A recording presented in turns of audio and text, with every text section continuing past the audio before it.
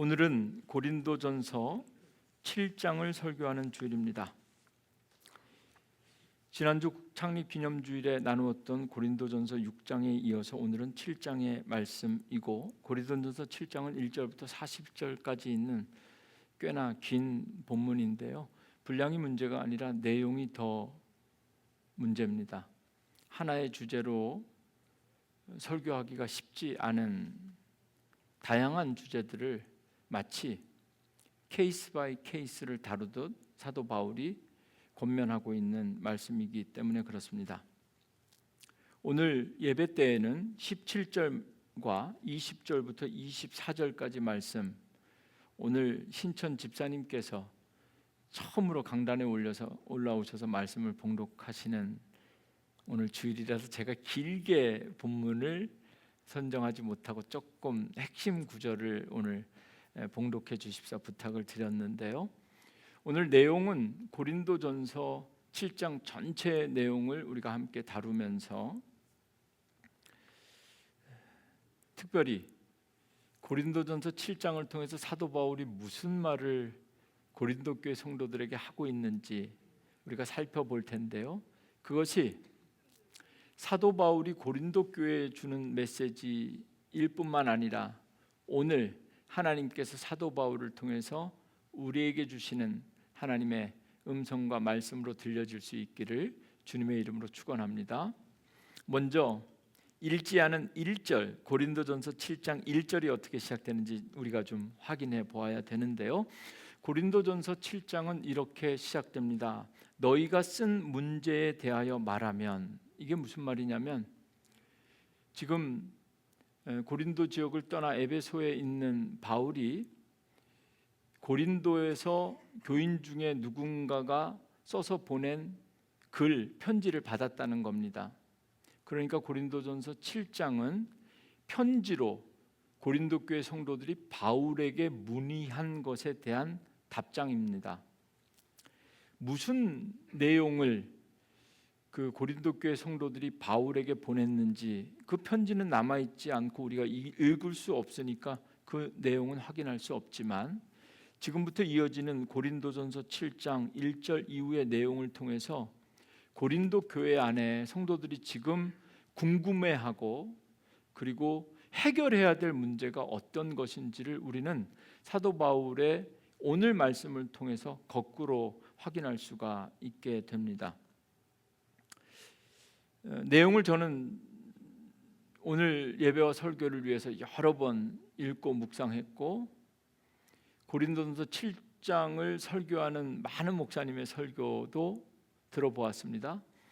그리고 아주 전문적인 강해 자료들도 살펴보았는데요, 이 고린도전서 7장은 결혼에 대한 문제를 다루고 있습니다. 그래서 요약하면 7장을 읽어보면 결혼을 하는 것이 좋은지 독신으로 사는 것이 좋은지에 대해서 다루고 있는데, 여러분 어떤 게 하는 게 좋은 것 같아요? 아니면 이제 그런 이야기입니다. 이 얘기만 다루면 좋을 것 같은데, 그 다음 이혼을 해도 되는지 아니면 어차피 결혼한 거 끝까지 참아야 되는지 주요죠. 그리고 이 얘기만 다루는 것이 아니라 말씀을 읽어보면 이혼에 대한 문제뿐만 아니라 다시 재혼에 대한 문제도 다루고 있고, 그리고 그 부부 생활과 결혼 생활 가운데 아주 실제적인 문제, 예를 들면 기독교인들과 이방인들 사이의 결혼, 서로 신앙과 믿음, 종교가 다른 사람이 부부로 만나서 결혼하는 경우들이 있죠. 처음부터 그렇게 만날 수도 있고, 아니면 예수 믿지 않던 남편과 아내가 서로 결혼하여 부부가 되었는데 중간에 둘 중에 하나가 신앙생활을 시작함으로써 한 사람은 믿음을 갖게 되고 한 사람은 여전히 믿음이 없을 때 이 부부관계와 결혼생활을 계속 유지해야 될까요? 아니면 뭔가 결판을 내야 될까요? 뭐 이런 이야기도 오늘 본문에 다 있습니다. 뭐 결론적으로는 이미 이방인들과 결혼한 자들 중에 배우자를 개종시키려고 끊임없이 노력했지만 마지막까지 잘 되지 않는데 이럴 때는 어떻게 해야 될까요? 이런 편지의 내용들을 아주 프랙티컬한 실제적인 이슈들을 고린도 교회 성도들이 바울에게 문의하였고, 바울은 이 고린도전서 7장을 통해서 이에 대한 바울의 생각 그리고 답변, 솔루션을 제공하고 있습니다. 구체적인 내용이기 때문에, 그리고 케이스 바이 케이스를 다루고 있기 때문에 하나의 주제로 요약하기가 쉽지 않고 본문의 내용 이미 말씀드린 것처럼 분량도 많습니다. 무엇보다 상당히 좀 예민한 주제이고 어떻게 보면 우리 삶의 직접적인 문제이긴 한데, 제 주변에도 그렇고 다른 목사님 얘기들 들어보니까 어지간하면 그냥 7장은 넘어가, 뭐 이렇게 얘기하는 분들도 있어요. 왜냐하면 설교했다가 본전도 못 찾는 분들이 되게 많다는 거예요. 고린도전서 7장은. 근데 뭐 넘어갈 수가 있어야지. 네? 그리고 건강하게 행복하게 사는 분들도 오늘 말씀을 잘못 이해하면 집에 가자마자 부부싸움 하실 수 있는 가능성이 아주 다분한 말씀도 오늘 본문 가운데 있습니다. 그 어느 때보다 성령님께서 주시는 지혜가 필요한데요. 그런데 결론은 이렇습니다. 이 고린도서 7장을 읽어보면 우리가 지금 기대하는 것처럼 된다 안 된다, 맞다 틀리다, 이렇게 해라, 정확한 답을 사도 바울은 제시하고 있지를 못합니다. 무엇보다 오늘 이 설교를 전하고 듣기 위해서 고린도전서 7장을 여러분들이 개인적으로 읽으실 때도 곧이곧대로 읽고 믿고 문자 그대로 적용하기가 어렵기 때문에 이 말씀을 우리가 지금부터 듣고 전하려면 크게 세 가지 전제 조건을 기본적인 그 상황적 배경으로 이해해야 될 게 있는데요. 첫 번째는요, 이 고린도 지역이라는 지역의 특수성입니다. 항구 도시였고 워낙 외지인들이 많이 오고, 그리고 상업적으로 또 이 엔터테인먼트 비즈니스가 활발하게 이루어지는 지역이었기 때문에 음행에 대한 문제, 결혼에 대한 문제, 이 문제가 실제로 그 어느 지역보다, 그리고 조금 죄송스러운 이야기인데 이 고린도 지역에 대한 사도 바울의 언급을 잘 조사해 보면, 심지어 어떤 자료에는 다른 교회들이 세워진 그 어떤 지역보다 이 고린도 지역 성도들의 신앙 수준은 다양하고, 문화적인 인종적인 수준도 다양하고, 거꾸로 교육적인 수준은 아주 낮았을 것이다, 이렇게 평가되는 지역이기 때문에 사도 바울이 이 고린도 지역이라는 특수성을 염두에 두고 말하고 있다는 것을 우리는 전제해야 된다는 거죠. 두 번째는요, 바울의 상황을 고려해야 되는데, 우리가 잘 아는 것처럼 사도 바울은 배우자 없이 혼자 산 사람입니다. 그래서 고린도 전서뿐만 아니라 바울 서신을 읽어보면 바울은 독신주의자입니다. 이왕이면 여러분들도 나와 같기를 원합니다, 이런 얘기를 대놓고 한단 말이죠. 근데 여기서도 역사적으로 보면 사도 바울이 처음부터 총각 때부터 독신으로 있다가 독신으로 선교사 하다가 로마에서 감옥에서 죽었을 것이다 라는 것이 일반적이고 좀 전통적인 교회, 그리고 좀 보수적인 목사님들이나 학자들의 해석이라면, 자세히 들여다보면 사도 바울이 처음부터 독신이 아니라 가정이 있었을 가능성에 대해서 긍정하는 분들도 많습니다. 그렇게 하다가 바리새인 출신이었는데요. 그러니까 바리새인 출신이라고 하면 율법에 따라 정통적으로 가정을 가졌을 것이다. 그가 예수를 만나고 크리스천으로 개종하는 순간 아내든 가족이든 모든 것들을 떠나서 하나님의 사람 사도로 되면서 독신의 삶을 시작했을 것이다 라는 추측도 있습니다. 어찌되었건 우리는 고린도전서 7장을 읽을 때 바울의 상황, 바울이 배우자 없이 혼자 사역했던 사람으로서 기본적으로 결혼 생활을 하는 사람들이 행복한 결혼 생활의 기쁨을 가지고 편지를 보내거나 그런 내용을 나눈다면 사도 바울은 부러워했을 수도 있지만 거꾸로 수많은 결혼과 관련된 이 지금 제가 얘기한 그런 얘기들을 다 편지로 듣고 나니까 사도 바울은 그냥 혼자 아마도 아유 그렇게들 사냐, 차라리 그냥 나처럼 혼자 살지, 이런 마음을 은연중에,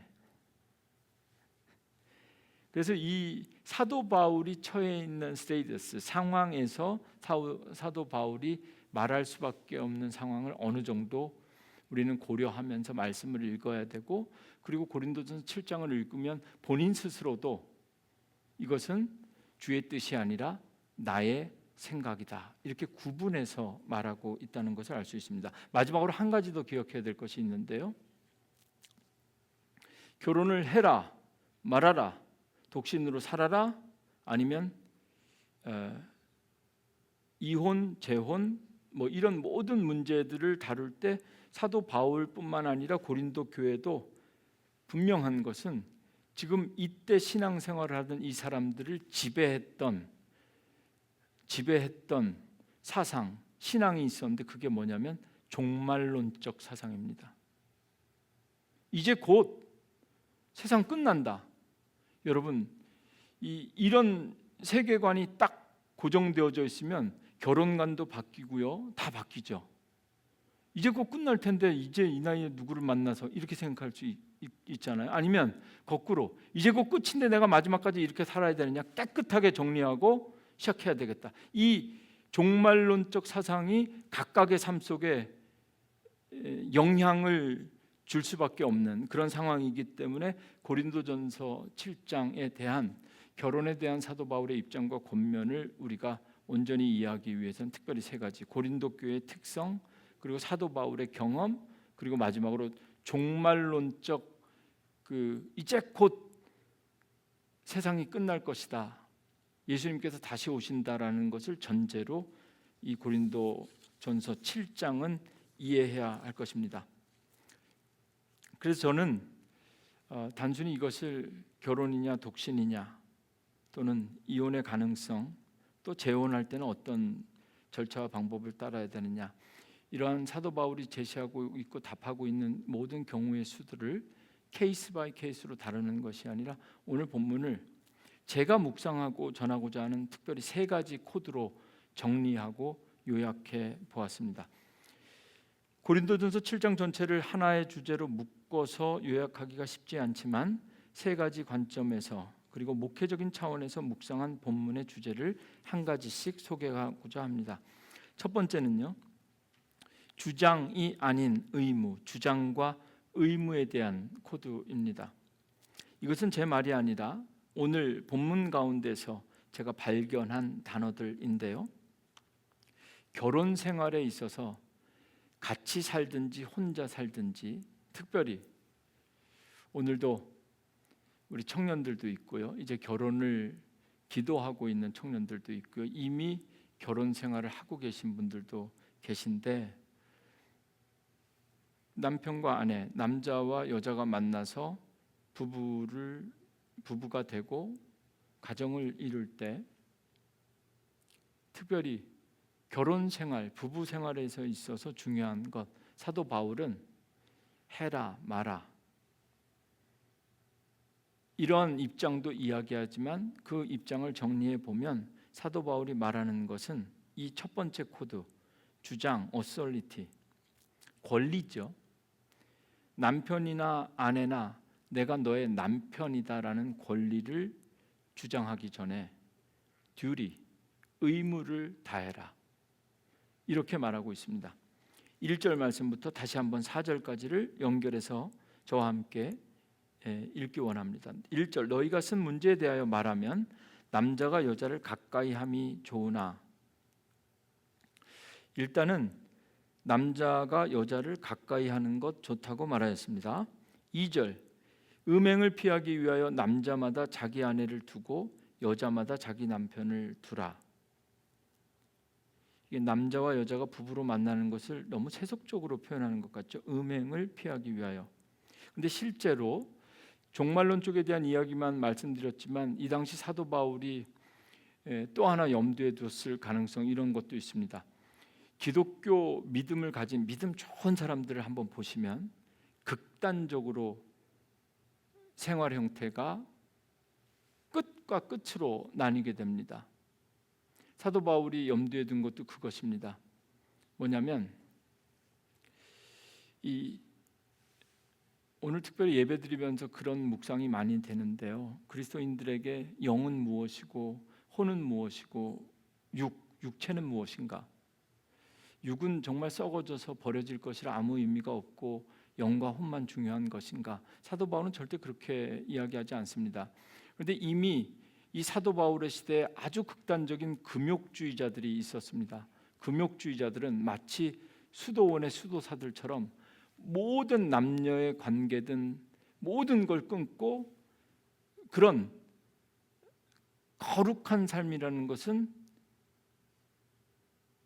모든 하나님이 정한, 심지어 태초에 하나님이 천지를 창조하실 때 남자와 여자를 정하시고 이런 것까지 다 거부하는 것이 맞다라고 생각했던 금욕주의자들이 있었기 때문에 금욕주의적인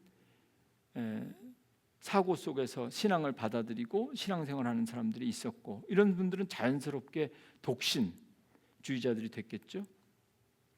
그리고 반대로 이 고린도 지역의 사람들은 어차피 몸은 썩어질 것이고 영만 구원받는데, 영혼만 잘 되면 되는데 육신으로는 무엇을 하든지 아무 상관이 없다 이러면서 실제로 거룩한 종교 생활과 실제 신앙생활, 실제 삶, 부부의 삶을 포함한 실제 삶을 이분법적으로 나누어서 그렇게 생각하는 구조, 삶도 있었습니다. 그래서 사도 바울은 음행을 피하기 위하여 차라리 어떤 때는 거룩한 삶을 살기 위해서는 차라리 혼자 살면서 유혹을 받느니 남자마다 자기 아내를 두고 여자마다 자기 남편을 두라. 인류 역사상에서 보면 마치 일부 일처제에 대해서 말하고 있는 것 같은 그런 말씀이죠. 3절, 남편은 그 아내에 대한 의무를 다하고 아내도 그 남편에게 그렇게 할지니라. 여기에서 이 의무입니다. 영어로는 duty.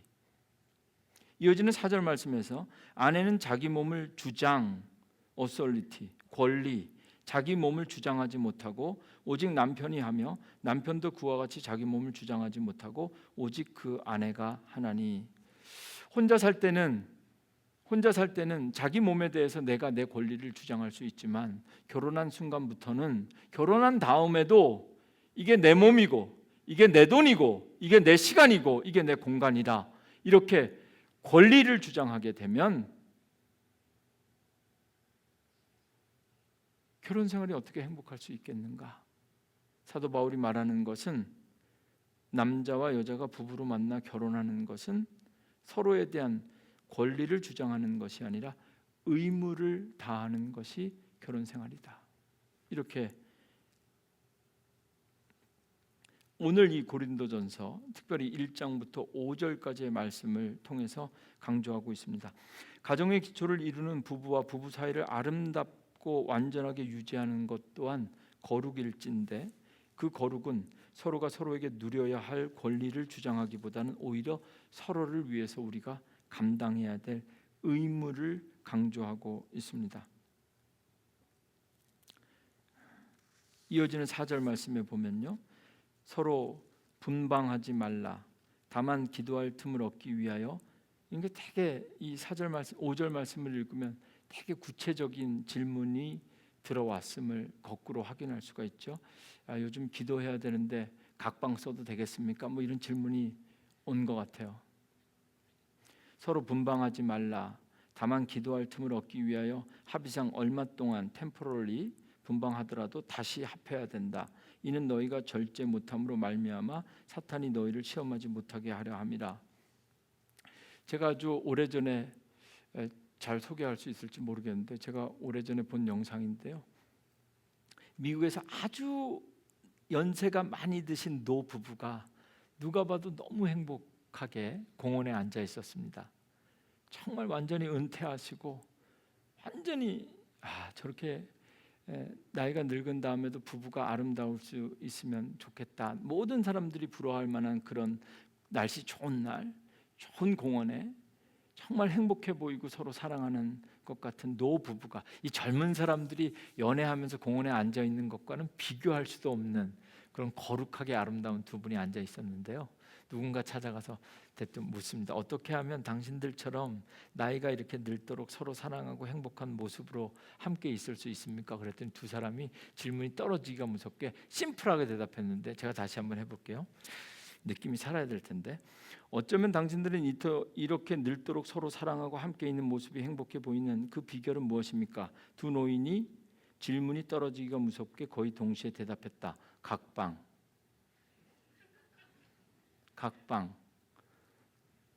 각방을 썼기 때문에 가능하다는 겁니다. 결혼 세미나 같은 데 보면 행복한 부부 생활을 위해서 결혼한 이후에도 자신의 공간이 필요하고 자신의 시간이 필요하고 자신만의 관계는, 인간관계는 인정하고 존중해야 된다, 이런 얘기 우리가 많이 들어보았을 겁니다. 그런데요, 이 서로 분방하지 말라는 것은 개역 성경의 번역이고요, 새번역 성경은 조금 더 원문의 의미를 살려서 서로를 물리치지 마십시오. 부부 사이에, 남편과 아내 사이에 서로를 밀어냄으로써 틈을 만들지 말라는 의미입니다. 여러분들 아시는 것처럼 제가 작년에 8년 만에 한국을 방문했는데요. 한국에 방문해서 아주 우연한 기회에 국민은행에 찾아가서 제 계좌가 아직도 있나 한번 살펴보려고 갔다가 거기 계좌 창구에서 일하는 자매를 만났는데, 거의 10년 만에 제가 청년 목사였고 청년 자매였을 때 있는 사람을 만났습니다. 근데 딱 봤는데 표정이, 안색이 너무 안 좋고, 처음 딱 10년 만에 봤는데도 누군지 알겠더라고요.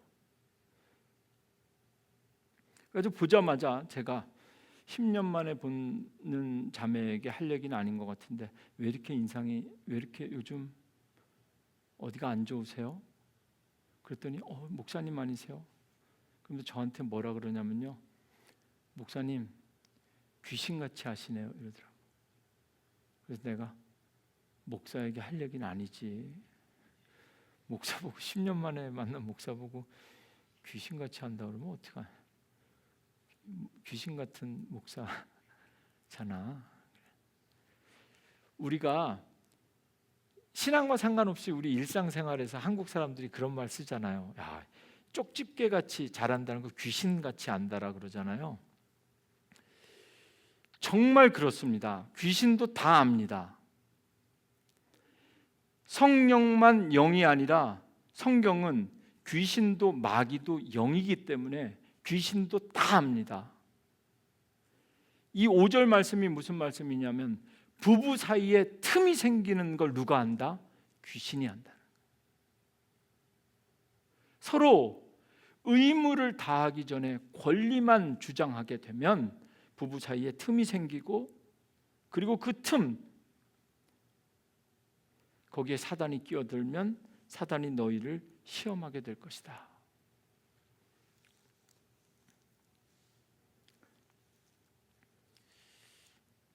행복한 결혼 생활을 위해서 부부 사이에 틈이 생기면 안 된다라는 말일 텐데요.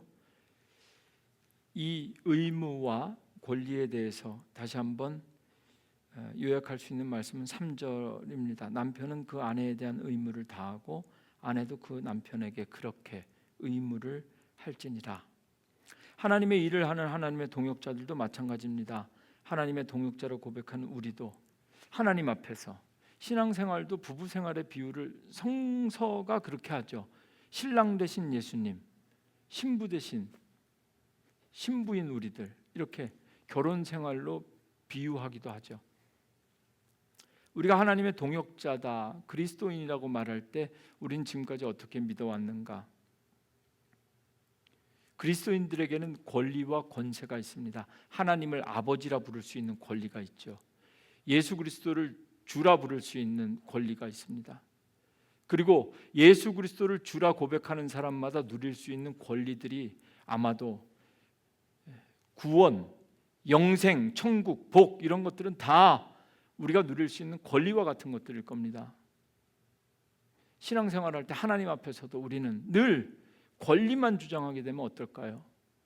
교회 나오는 모든 성도들이 내가 그래도 집사고 권사고 몬트리올 한인감리교회 성도인데, 저도 마찬가지죠. 목사인데, 내가 이래봐도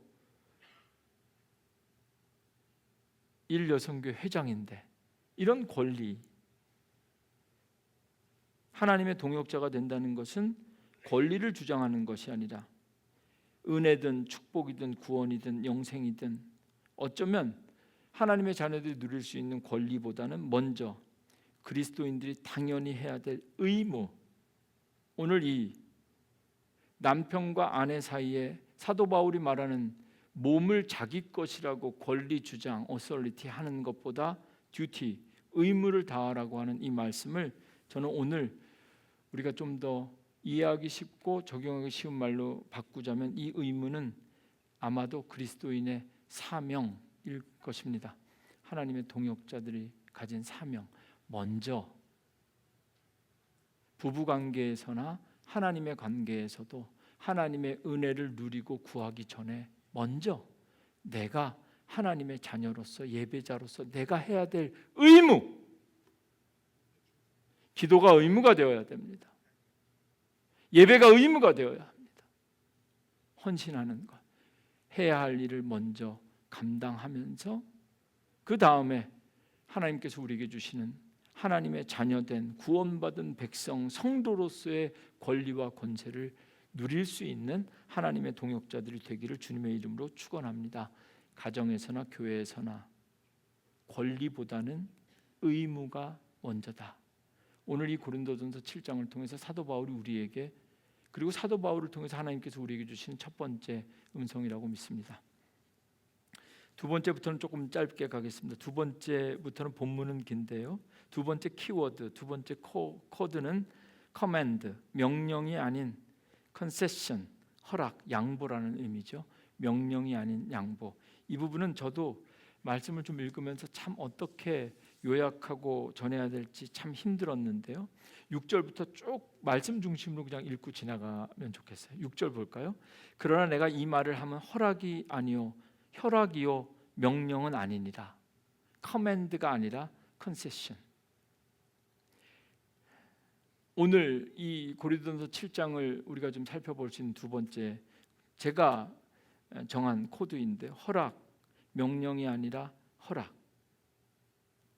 명령은 반드시 지켜야 되는 필요 조건이라면 허락은 하면 좋은 것, 이 정도 해석할 수 있을 겁니다. 결혼이나 독신이나 이혼이나 재혼이나 그것 자체가 삶의 목적이 될 수는 없습니다. 절대적인 기준, 진리, 하는 것이 맞다, 헤어지면 안 된다, 이런 것, 이런 명령이 아니라 이것은 양보되어지고 허락되어진다는 의미이고요. 7절 말씀에 이제부터 이제 말씀을 좀 보셔야 되는데요. 사도 바울이 뭐라고 말하는지, 나는 모든 사람이 나와 같기를 원하노라. 무슨 말이에요? 혼자 살란 얘기죠. 그러나 각각 하나님께 받은 자기의 은사가 있으니 이 사람은 이러하고 저 사람은 저러하다. 나처럼 사는 거 살았으면 좋겠는데 이 사람은 그렇고 저 사람은 뭐 그렇게 살 수밖에 없다는 것도 인정하는 말씀입니다. 그리고 8절에 내가 결혼하지 아니한 자들과 과부들에게 이르노니 나와 같이 그냥 지내는 것이 좋으니라. 계속 그냥 혼자 사는 게 좋을 것처럼 말하면서 또 그래도 어쩔 수 없으면 같이 사는 것도 괜찮다, 이렇게 왔다 갔다 하는 것 같아서 정확하게 무슨 말을 하는지 이해하기가 쉽지 않다는 거죠. 9절 말씀에 보면 만일 절제할 수 없거든 결혼하라. 정욕이 불같이 타는 것보다 결혼하는 것이 나으니라. 독신으로 사는 바울로서는 충분히 할 수 있는 이야기 같은데, 여기까지 말씀을 읽다 보면 바울은 결혼한 사람들, 저 같은 사람들을 이상하게 몰아가는 은사가 있습니다. 8절과 9절에 의하면 그냥 혼자 사는 것이 훨씬 더 좋아 보이고, 마치 결혼한 우리는 절제할 수 없는 불타오르는 정욕 때문에 결혼한 사람 같거든요, 말씀을 읽으면. 그러나 바울이 무슨 이야기를 하는지 이제부터 우리가 집중해야 됩니다. 바울은 자신의 생각과 하나님이 정한 법 사이를 구별하고 있습니다. 아까 허락, 컨세션과 명령, 커맨드, 하나님께서 하신 명령, 결혼에 대해서 하나님께서 정하신 법이 있죠. 성경이 말하는 법이 있습니다. 결혼은 부모로부터의 완벽한 독립. 두 번째, 두 사람 두 몸이 한 몸을 이루는 연합. 그리고 세 번째, 서로 존중과 사랑을 통해서 온전히 하나님께 영광 돌리는 것. 이게 성경 창세기부터 성경 전체가 정하고 있는 결혼에 대한 법, 그 커맨드, 명령은 있지만 사도 바울은 자기 스스로가 그렇게 하지 않았다는 거야. 결혼하지 않았거든요. 그러니까 그렇게 하는 법은, 명령, 하나님께서 하신 것은 있었지만 내가 보기에 허용되는 허락,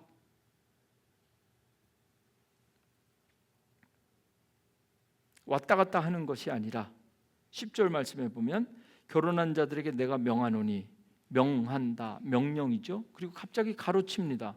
가로치는 내용을 보면 명하는 자는 내가 아니요 주시라. 내 생각이 아니라 이 명령은 하나님께서 하시는 거다. 하나님께서 명령을 어떻게 하셨냐? 여자는 남편에게 갈라서지 말고, 법대로 원칙대로 명령대로 성경대로 하면 이거 갈라지는 건 안 된다는 거죠. 주례 때 늘 듣는 이야기 아닙니까? 두 사람이 한 몸이 될지니라, 뭐 팥뿌리가 될 때까지 나누지 못할지니라. 이건 성경이 전한 법, 명령은. 그런데 11절 계속해서 만일 갈라섰으면 그대로 지내든지 다시 그 남편과 화합하든지 하라. 남편도 아내를 버리지 말라. 성령은 이런 원칙과 명령을 가지고 있는데 12절 그 나머지 사람들에게 내가 말하노니 이는 주의 명령이 아니다. 지금부터 내 이야기 하겠다는 겁니다. 만일 어떤 형제에게 믿지 아니하는 아내가 있어 남편과 함께 살기를 좋아하거든 그를 버리지 말며. 신앙이 달라도 같이 살라는 겁니다. 신앙이 다른 것 때문에 부부관계를 깨지는 말아라. 전제 조건은 여전히 믿음이 달라도 함께 있기를 원한다면. 13절에 어떤 여자에게 믿지 아니하는 남편이 있어 아내와 함께 살기를 좋아하거든 그 남편을 버리지 말라. 믿음이 다르다고 해서 믿음이 서로 갈라설 수 있는 기준이 되면 안 된다. 이것은 주의 명령이 아니라 사도 바울의 권면이다. 14절 믿지 아니하는 남편이 아내로 말미암아 거룩하게 되고 믿지 아니하는 아내가 남편으로 말미암아 거룩하게 되나니 그렇지 아니하면 너희 자녀도 깨끗하지 못하니라. 그러나 이제 거룩하니라. 15절이 결론인데요. 혹 믿지 않는 자가 갈리거든 갈리게 하라. 또 여기 15절에서는 믿음이 달라도 함께 있기를 원하면, 믿음이 달라도 함께 부부 관계를 유지하면서 결혼 생활을 유지해야 되지만 믿음이 다른 게 문제가 아니라 함께 있기를 원하지 않으면 갈리거든 갈리게 하라. 형제나 자매나 이런 일에 구애될 것이 없느니라. 그러나 하나님은 화평 중에서 너희를 부르셨느니라. 하나님께서 주시는 화평을 누리기 위해서 갈라설 수도 있고 또 끝까지 함께 할 수도 있다. 사도 바울이 관심하는 건 정말 목회를 해본 사람으로서 교회를 세워보고 고린도 교회 성도들에게 하나님께서 명령하신 명령은 있고 그 명령 나도 알지만 내가 너희들에게 복음을 전하는 사람이고 너희들이 처해 있는 지금 가정의 문제들, 그 지역의 문제들 내가 다 알기 때문에 사도 바울이 하는 이야기, 결혼과 독신과 이혼과 재혼에 대한 실제적인 문제를 다루면서 바울은 자신의 생각과 하나님의 명령을 구별하고 있습니다. 저는 이 말씀을 읽으면서 아직 섣불리 결론을 내릴 수도 없고 그대로 적용할 수도 없지만 첫 번째 얻을 수 있는 것, 늘 우리는 뜻대로 살지 못한다 할지라도 내가 내린 권면과 결론이 이것이 허락되어진 것이지 이것이 하나님의 뜻이라고 우기면 안 되겠다. 사도 바울은 자신이 자신의 입장에서 할 수 있는 권면을 하면서도 하나님의 명령은 명령 그대로서 선언하고 있다라는 것을 보게 되는 거죠. 하나님의 명령은 아니지만 사도로서 고린도 교회를 개척하고 너희들에게 복음을 전하는 사람으로서 내가 너희들에게 줄 수 있는 권면은 이게 최상이다.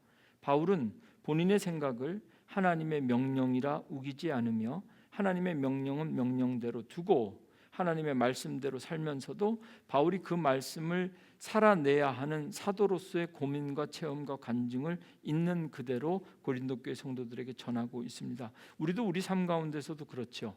결혼, 가정 이런 것뿐만 아니라 그리스도인들이 말씀대로 사는 것, 말씀이 요구하는 건 뭔지 알면서도 그대로 되나요? 말씀은 이만큼이지만 우리가 늘 그 말씀을 우리 삶 속에 적용하는 건 이 정도밖에 되지 않는, 그래서 하나님의 명령, 커맨드와 그 말씀이 우리 삶 가운데 적용될 때 허용되어지는 범위, 컨세션, 그 사이에 이 간격이, 오늘 저는 이 바울의 고민을 보게 되고 이 간격 속에서 하나님의 은혜를 발견하게 됩니다. 하나님의 말씀, 명령과 바울의 허락, 적용 사이에 하나님의 은혜를 보는 거죠. 그래서 우리는 하나님의 은혜로 사는 겁니다. 말씀대로 완벽하게 살지 못해도 여전히 우리가 하나님의 자녀가 될 수 있고 하나님 앞에 예배할 수 있는 게 그 하나님의 명령과 허락 사이에 이 간격 사이에 하나님께서 채워주신 은혜 말입니다. 때론 우리의 한계와 연약함 때문에 우리에게 주어진 말씀의 허락을 은혜로 누리면서도 사도 바울처럼 권면과 명령을 구별할 줄 알고 권면을 귀하게 여기면서도 마지막까지 하나님의 명령을 무시하거나 잃어버리지 않는 하나님의 동역자들이 되어야 할 것입니다. 이제 마지막으로 고린도서 7장을 요약할 수 있는 마지막 코드는 종과 자유의 개념입니다. 종, 슬레이브. 그리고 자유는 오늘 본문에서 인용하면 laws freed person, 주님께서 자유케 한 사람입니다. 17절 말씀, 마지막 말씀 소개하면서 요약하겠습니다. 오직 주께서 각 사람에게 나눠주신 대로 하나님이 각 사람을 부르신 그대로 행하라. 이게 사도 바울의 결론입니다. 결혼이 중요한 것이 아니고, 독신이 중요한 것이 아니고, 이혼을 해야 되느냐 말아야 되느냐, 재혼을 몇 번까지 가능하느냐, 뭐 이런 것들이 문제가 아니라 각 사람의 상황이 다 다르기 때문에 각 사람은 부르신 그대로 행하라. 20절, 모든 사람은 부르심을 받은 그 부르심 그대로 이번에는 지내라. 24절, 형제들아 너희는 각각 부르심을 받은 그대로 하나님과 함께 거하라. 여러분, 결혼한 사람들은 결혼한 채로 하나님과 함께 거하는 법을 배우고 그렇게 온전히 구원의 즐거움을 누릴 수 있고, 독신으로 살면서도 부르신 그대로 하나님과 함께 거하는, 하나님께 주신 화평을 내가 지금 붙잡고 있느냐 누리고 있느냐가 중요한 것이지, 각 사람은 각각의 부르심에 맞는 책임이 있고 화평이 있고 사명이 있다. 그래서 오늘 설교 제목이 부르신 그대로 행하라. 결국 고린도 교회 성도들은 결혼이나 그리고 부부 생활과 같은 실제적인 문제를 가지고 바울에게 편지를 썼고 또 바울의 답변을 기다렸지만 바울이 그들에게 준 대답은 부르신 그대로 행하라. 어떤 모습이든지 우리는 다 하나님의 동역자가 될 수 있고 어떤 모습이든지 다 우리는, 때로는 결혼이 혼자 사는 것보다 더 축복된 삶인 것 같지만, 그리고 갈라서는 것이 갈라서지 않은 것보다 더 어떻게 보면 그리스도인들에게 본능적으로 이혼의 문제나 갈라서는 건 되게 원치 않는 길티 필링 같은 것들이 은연중에 우리에게 있는데 말이죠. 사도 바울은 아주 일찌감치 그것보다 중요한 것, 하나님께서 주신 화평을 누릴 수 있고 어떤 상처나 어떤 상황 속에서도 우리는 하나님과 함께 거할 수 있다라는 것을 말하고 있습니다. 그러면서 결론이 22절, 주 안에서 부르심을 받는 자는 종이라도 주께 속한 자유인이요 또 그와 같이 자유인으로 있을 때 부르심을 받은 자는 그리스도의 종이니라. 23절, 너희는 값으로 사신 것이니 사람들의 종이 되지 말라. 결혼 생활에서도 각자 자기의 몸을 주장하고 권리만 주장하면 서로 종노릇하게 된다는 겁니다. 교회에서나 가정에서나 여러분, 우리는 사람에게 종노릇하는 것이 아니라 그리스도에게 종노릇할 때 여러분들의 가정도 천국이 되고 이 교회도 여러분들이 날마다 나오실 때마다 천국의 기쁨을 맛보게 되리라고 믿습니다. 저는 이 말씀을 읽을 때마다 늘 이미 몇 번 우리 성도들에게 전한 예화인 것 같은데요. 저도 하도 오래전에 전해서 잊어버린 것 같은데, 그리스도의 종으로 산다는 이 자유와 종의 개념, 세상의 종로로 타지 말고 자유인이 되고 그리스도의 종으로 사는 것이 비굴하고 억울한 것 같지만 그것보다 행복한 것이 없다라는 것을 어떻게 설명해야 될까? 제가 아주 오래전에 들었던 예화인데요. 미국이 노예 전쟁을 끝내기 전에 미국에는 노예 제도가 있었습니다. 미국 남부에 아주 유명한 흑인 노예 시장에 아주 돈이 많은 백인 부자가 주말마다 노예 시장에 가서 노예를 돈을 주고 삽니다. 그리고 살 때마다 당신은 오늘부터 자유인입니다. 내가 당신을 노예로 부리려고 산 것이 아니라 당신에게 자유를 주려고 돈을 주고 당신의 몸값을 지불하고 당신은 이제 노예가 아니라 자유인이 되었습니다 하고 주말마다 가서 한 사람씩 노예들을 돈으로 사고 자유롭게 해주었습니다. 어느 날 아주 어린 흑인 꼬마 소녀가 하나 있었는데요. 이 백인 부자가 그날도 첫눈에 들어오는 그 흑인 노예 소녀를 보고 자신이 가진 모든 것을 다 지불하고 그 아이를 샀습니다. 그리고 그 소녀에게 이야기합니다. 너는 이제 누구에게도 사람의 노예가 아니다. 내가 돈 다 냈으니까 너는 이제부터 자유롭게 살아라. 가고 싶은데 가고 하고 싶은 거 하고 배우면서 종이 아니라 자유인으로 살아라. 이렇게 선포하고 이 백인이 그 노예 시장을 떠나는데요. 한참을 걸어가고 있는데 그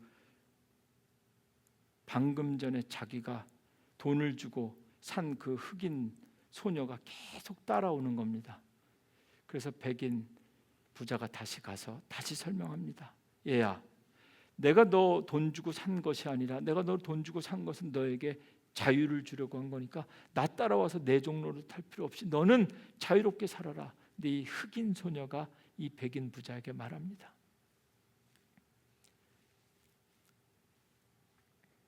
나는 이제 더 이상 노예가 아닙니다. 당신이 값을 지불하고 나에게 자유를 주셨기 때문에 나는 노예가 아닙니다. 이제 나는 당신이 내게 주신 자유, 이 자유로 당신을 따라가기로 결정한 것입니다. 여러분, 그리스도의 종이 된다는 것은 하나님께서 우리에게 주신 자유로, 하나님께서 우리에게 주신 은혜로 마음대로 사는 것이 아니라 자발적으로 그리스도를 따라가는 사람들, 그리스도의 종이 되는 사람들입니다. 결혼 생활에서나 또 하나님과의 교회 생활에서나 권리를 주장하고 누리기 전에 먼저 우리가 해야 될 자발적으로 그리스도의 종이 되면서 그리스도의 종들만 누릴 수 있는 그런 화평과 은혜를 이 땅에서, 가정에서, 교회에서 맛볼 수 있는 여러분들 될 수 있기를 주님의 이름으로 축원합니다. 기도하겠습니다.